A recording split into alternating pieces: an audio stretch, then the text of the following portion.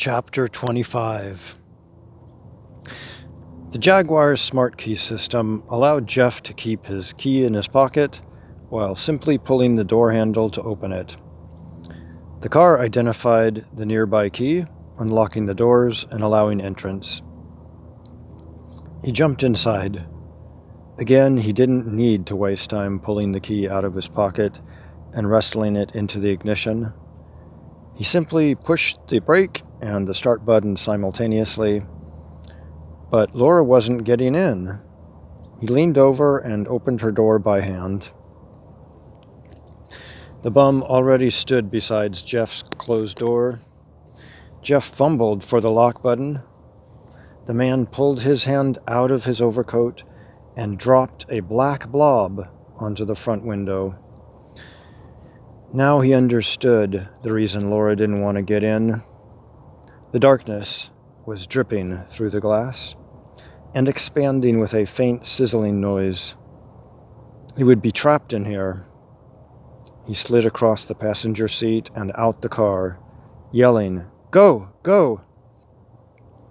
They ran across the parking lot to the sidewalk, the bum following, laughing like Santa might while handing out presents to little children. "Let's lose this nut," he said as they ran down the sidewalk. They turned down a residential street. They hurtled over a low yellow fence into the ankle-high grass of someone's front yard.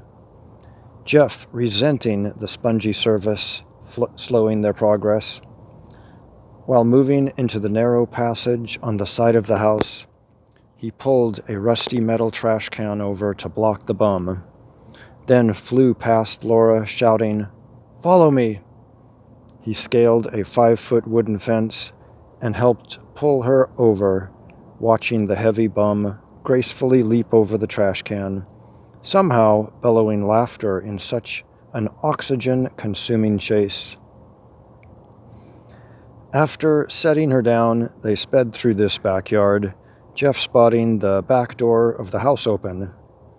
He changed directions mid-step and headed through the door, locking it behind them, dodging laundry baskets, passing a gurgling washer and humming dryer, making a sharp right into a kitchen area, causing a stick of a woman in her 30s to scream and throw a skillet of sizzling vegetables in their direction, Laura getting most of the greens on her forehead, navigating through the living room furniture with a boy and girl glued to a giant flat-screen television, exiting the front door, leaping off the porch into the front yard, crossing the street, up an apartment complex driveway, through the closing steel gate entrance, jumping and clinging onto the back of a U-Haul truck that moved too slow, hopping down and veering off the street up a path through a line of mailboxes and pine trees,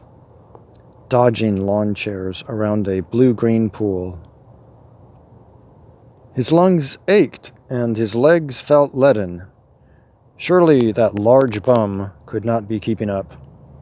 But he needed to be certain, so Jeff kept running down another walkway with 2-story apartments on either side, balconies facing outwards. They needed rest. Perhaps they were far enough ahead that they could hide. He began to climb the bottom patio railing of one apartment and pulled Laura up as well.